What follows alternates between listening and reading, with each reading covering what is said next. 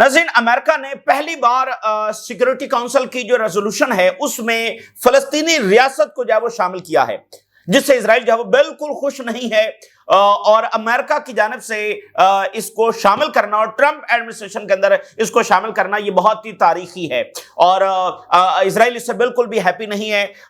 البتہ کچھ ایسی چیزیں ہیں، کیونکہ ابھی بھی یہ آئیڈیل تو نہیں ہے، تو امریکہ کی جانب سے یہ خبردار کیا گیا، دھمکایا گیا ہے کہ اگر اس ریزولوشن کو ایکسپٹ نہیں کیا گیا، جس کے اندر ایک پیس بورڈ بھی شامل ہے جس کو ٹرمپ ہیڈ کریں گے، اور بہت ساری ایسی چیزیں ہیں جس سے ایکسپلائٹ کیا جا سکتا ہے صورتحال کو، تو امریکہ نے خبردار کیا ہے کہ اگر اس کو ایکسپٹ نہیں کیا گیا تو پھر بہت بڑے کانسیکوینسز آنے والے ہیں، اور فلسطینیوں کے لیے بہت بڑے کانسیکوینسز ہوں گے، اور ان اوائڈیبل کانسیکوینسز فلسطینیوں کے لیے ہوں گے اگر اس ریزولوشن کو ایکسپٹ نہیں کیا گیا۔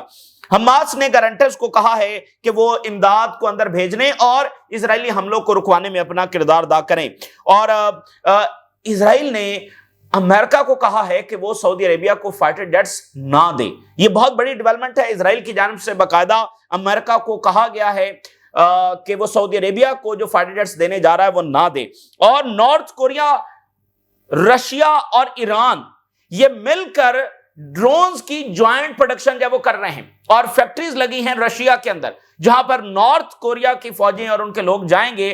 جوائنٹ پروڈکشن ان تین ملکوں کے درمیان ہو رہی ہے۔ اس کے ساتھ ظاہر ہے کہ چائنا اور یہ چاروں ملک جو ہے وہ ڈیفرنٹ پروجیکٹس کے اوپر کام کر رہے ہیں، جیسے چائنا اور رشیا جوائنٹ ٹیکنالوجیز کے اوپر کام کر رہے ہیں، تو ایک ٹیکنالوجی کا جو ٹرانسفر ہے اور جو شیئر ہے وہ ان چاروں ملکوں کے درمیان جو وہ ریوالو کر رہا ہے، اور رشیا، چائنا، وینزویلا کی بھی اس وقت ہیلپ کر رہے ہیں۔ تو یہ تمام تازہ ترین جو منظرنامہ ہے، صورتحال کس طرف جا رہی ہے، اور سیکورٹی کونسل کے اندر معاملہ بہت ہی کریٹیکل نوعیت اختیار کر گیا ہے، اور سب کی نظریں وہاں پر لگی ہیں کہ کون سی ریزولوشن وہ پاس ہوتی ہے، آگے بڑھتی ہے، اور کیا یہ معاملہ درمیان میں رک جائے گا۔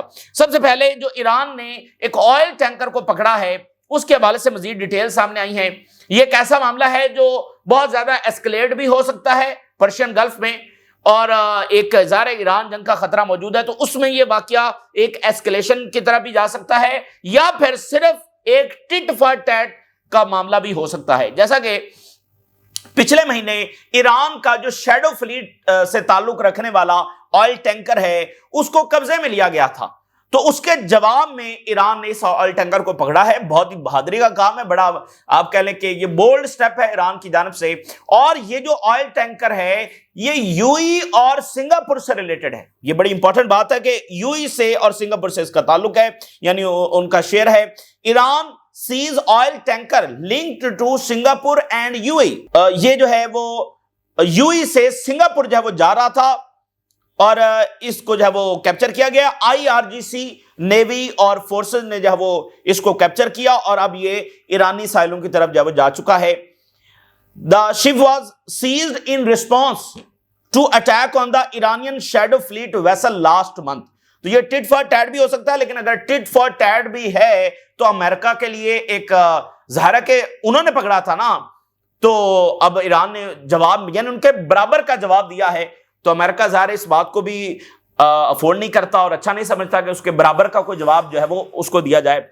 تو یہ ایک کافی بڑی ڈیولپمنٹ ہوئی ہے، اور اس کے ساتھ ایران نے یہ بھی میسج دے دیا ہے کہ اسٹریٹ آف ہرمز میں ان کی نیوی الرٹ ہے، اور ان کے پاس کیپیبلٹی ہے کہ وہ اس کو بند بھی کر سکتے ہیں۔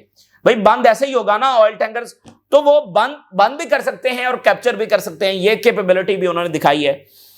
دوسری طرف جو ہے وہ سعودی عربیہ کے حوالے سے بڑی امپورٹنٹ ڈیولپمنٹ جو آ رہی ہے، دیکھیے یہ بہت ہی گیم چینجر ڈیولپمنٹ ہے، اور فائٹر جیٹس دینا یہ ایک بات ہے، اور اس سے بڑھ کر اس پالیسی کا اطلاق کرنا کہ جس میں اگر اسرائیل کی سپیریورٹی چیلنج ہو رہی ہے تو ہو رہی ہے، یہ اس سے بھی بڑی بات ہے کہ ایک یہ ہے کہ ایک ایسا غیر معمولی اکوپمنٹ وہ دینے جا رہے ہیں، تو اس اکوپمنٹ کا آنا بڑی بات ہے، لیکن اس سے بڑھ کر امریکہ کی جانب سے ایسی پالیسی کا اطلاق کرنا کہ جس میں وہ اسرائیل کی سپیریورٹی جس سے چیلنج ہو رہی ہے، اور امریکہ پھر بھی اس پالیسی کا اطلاق کر رہا ہے، یہ اس سے بھی بڑی بات ہے، کیونکہ اس کے نتیجے میں پھر اور چیزیں بھی ہوں گی، یعنی اس کا تعلق صرف ایک فائٹر جیٹس دینے سے نہیں ہے، پھر اور بھی چیزیں، کیونکہ پالیسی شفٹ آ گیا نا، پالیسی شفٹ آ گیا. تو اسرائیل اس حوالے سے بہت پریشان ہے. تو بہت ساری ایسی چیزیں ہو رہی ہیں بہت ساری ڈائمینشن میں جو اسرائیل کی سپریورٹی کو چیلنج کر رہی ہیں. چائنا جیٹس دے رہا ہے, رشیا کے Su-57 جو ہے وہ انٹری کر چکے ہیں, ایرانی پائلٹس ٹرین ہو رہے ہیں, ٹرکی اپنے جیٹس بنا رہا ہے, یورپ سے بھی لے رہا ہے, امریکہ سے بھی ڈیل چل رہی ہے. بہت کچھ ایسا ہو رہا ہے جس کے ساتھ یہ بالکل واضح ہے کہ آنے والے مہینوں میں اور ایک آدھ سال میں آپ دیکھیں گے کہ یہاں کا منظر نامہ بالکل بدل چکا ہوگا. 2 سالوں میں بہت کچھ بدلا ہے اور آگے بھی. لیکن گلف کنٹریز اپنی اپروچ ٹورڈز اسرائیل یہ کب بدلیں گی یا بدل چکی ہیں یا کس حد تک بدلی ہے, یہ بہت امپورٹنٹ ہوگا دیکھنا. اسرائیل نے انفارم کیا ہے ٹرمپ کو اور ٹرمپ ایڈمنسٹریشن کو کہ وہ نہیں چاہتے کہ F-35 ایئر کرافٹ جو ہے وہ سعودی عربیہ کو دیے جائیں. اور بڑی انٹرسٹنگ بات ہے, کیوں نہیں چاہتے؟ ظاہر ہے ایک تو ایئر سپریورٹی کا معاملہ ہے, دوسرا کہتے ہیں یہ چائنا کے ہتھے لگ جائے گی, یہ ٹیکنالوجی جو ہے وہ چائنا کے ہتھے لگ جائے گی, اس لیے بڑی آپ غلطی کر رہے ہیں کہ جو سعودی عربیہ کو دینے جا رہے ہیں. دا پرائمری وری یعنی سب سے بڑی پریشانی تو یہ ہے کہ اس سے اسرائیل کی جو کوالٹیٹیو ملٹری ایج ہے, یہ ایک ٹرم استعمال کی جاتی ہے کوالٹیٹیو ملٹری ایج, کہ اسرائیل کے پاس وہ اکوپمنٹس ہیں جو ریجن میں کسی کے پاس بھی نہیں ہے, تو وہ ختم ہو جائیں گے, تباہ ہو جائیں, ایروڈ ہو جائیں گے, بالکل ان کا صفایا ہو جائے گا اس ملٹری ایج کا. ان دا ریجن وچ the US has committed to maintaining, جس کے حوالے سے امریکہ کی یہ پالیسی ہے کہ وہ مڈل ایسٹ کے حوالے سے ہمیشہ ایسی پالیسی بنائے گا جس میں اسرائیل ہمیشہ برتر ہوگا, سپیریئر ہوگا. تو اس پالیسی کے بدل جانے کا مطلب ہی سب کچھ ہے, ٹھیک ہے نا. یعنی یہ امریکہ ایسا کرنے پر کیوں مجبور ہو رہا ہے؟ تو یہ اس بدلتی دنیا کی جو ریالٹیز ہیں اس کا ایک اظہار ہے. نیو یارک ٹائم ٹیلی گراف نے یہ رپورٹ کیا ہے کہ 48 F-35 جب وہ سعودی عربیہ کو دیے جا سکتے ہیں, اور اسرائیل کہہ رہا ہے کہ یہ بالکل ان کو نہ دیے جائیں, اور یہ ہے کہ یہ چائنا کے ہاتھ بھی لگ سکتے ہیں. اور F-35 اگر سعودی عربیہ کو دے دیے جاتے ہیں تو یہ سیکنڈ کنٹری ہوگا مڈل ایسٹ کے اندر. دس وڈ سگنیفیکنٹلی امپیکٹ اسرائیل کی جو ایئر سپریورٹی ہے, ایئر سپریمیسی ہے, اور جو اس کے ڈیفنس اسٹریٹجی ہے وہ برے طریقے سے متاثر ہوگی. تو کیا اب امریکہ یہ فائٹر جیٹس دے گا یا اسرائیلی لابی اس میں بھی حاوی آ جائے گی؟ لیکن مسئلہ بہت سنگین ہے اب امریکن امپائر کے لیے. چائنا J-35 سعودی عربیہ کو آفر کر چکا ہے, جس کو سعودی عربیہ نے صرف اس لیے ریجیکٹ کیا ہے کہ ہم تو امریکہ سے لے رہے ہیں. تو اگر امریکہ نہیں دے گا تو چائنا کی آفر ویسے وہی موجود ہے, اور Su-57 وہ بھی موجود ہیں, اس کی بھی آفر آ جائے گی. اور ادھر جو ہے وہ Su-35 کی آفر بھی ہو سکتی ہے.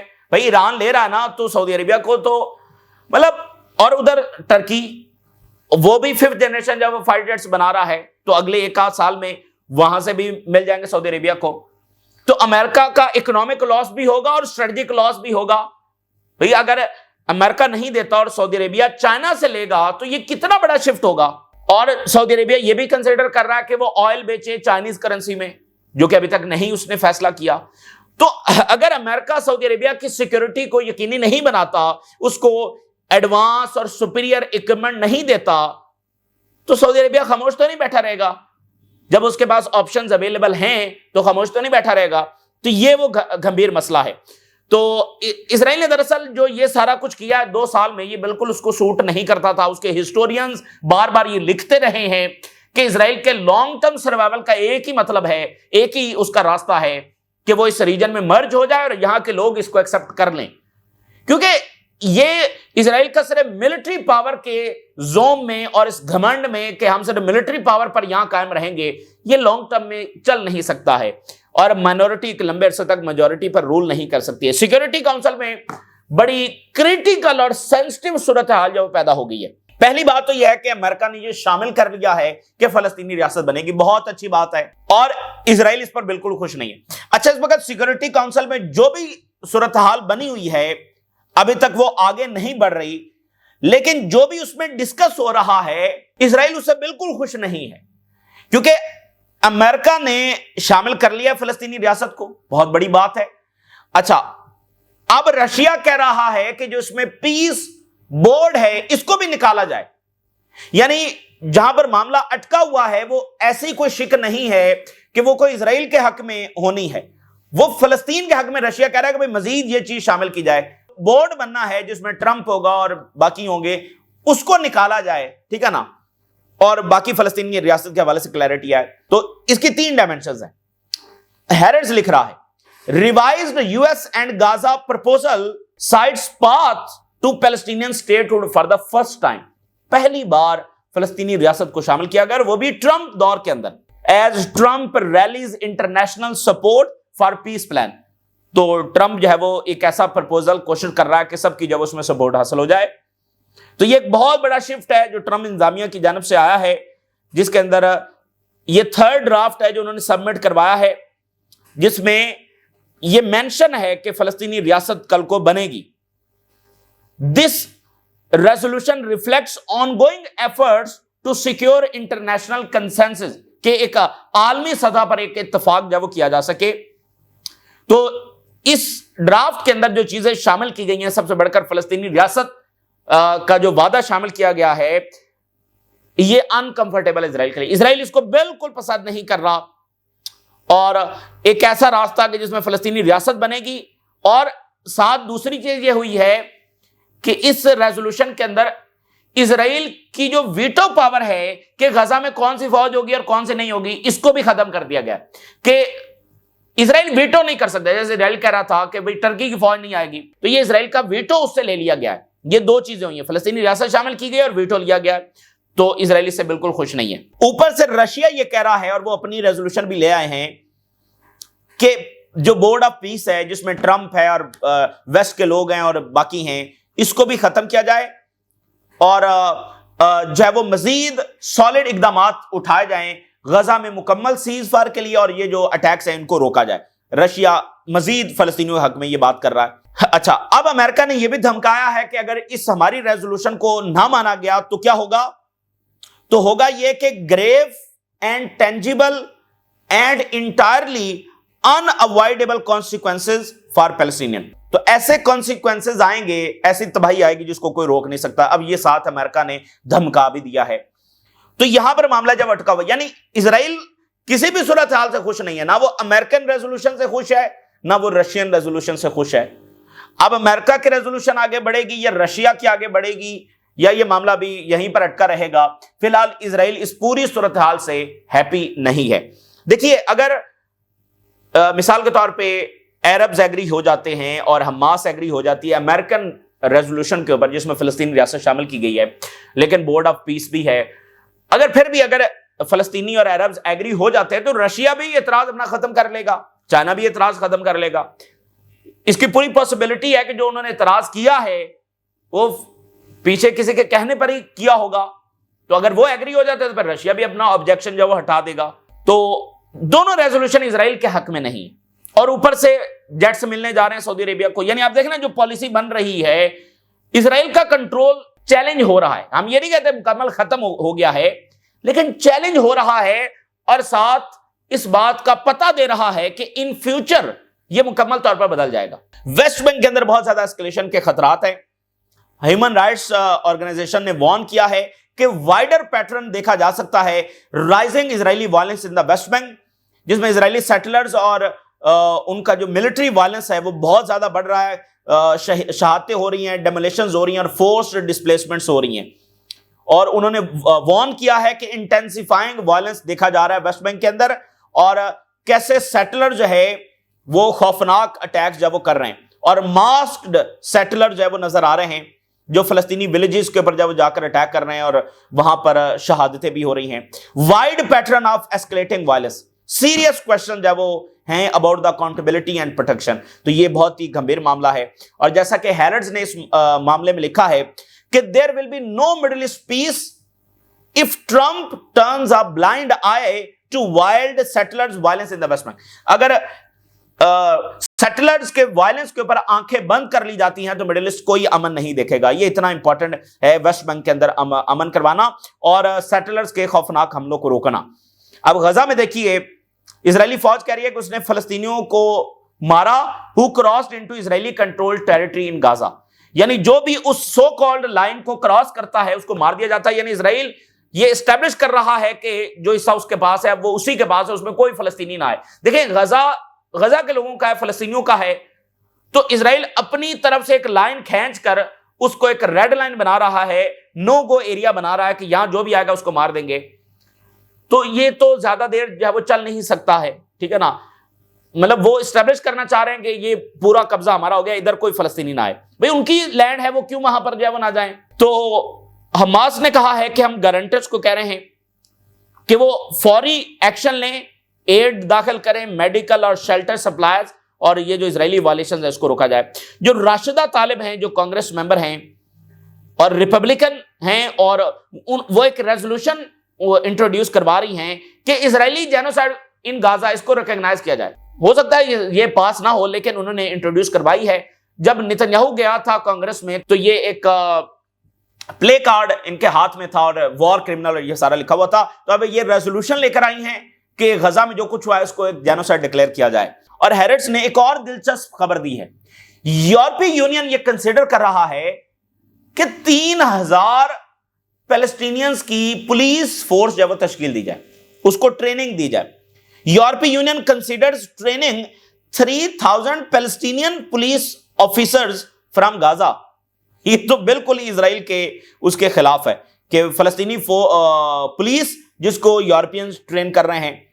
اچھا, لیبنن کی گورنمنٹ بالکل اس وقت ایک کٹ پتلی گورنمنٹ ثابت ہو رہی ہے, اس کے خلاف پریشر بڑھتا چلا جا رہا ہے. اب جو ہے وہ اسرائیل نے دھمکی دی ہوئی ہے لیبنیز گورنمنٹ کو کہ کوئی ایرانی جہاز جب یہاں پر نہیں آنا چاہیے. تو لیبنن جو ہے اس کی گورنمنٹ اپنے ہی ملک میں اپنے ہی ایئرپورٹ پر اسرائیل کا فیصلہ لاگو کر کے بیٹھی ہوئی ہے اور ایرانی جہاز نہیں وہاں پر آ سکتا. تو ایک ایسی گورنمنٹ جو اپنے ایئرپورٹ پر اس کی کوئی سوورینٹی نہیں ہے, وہ ملک کو کیسے ڈیفینڈ کرے گی؟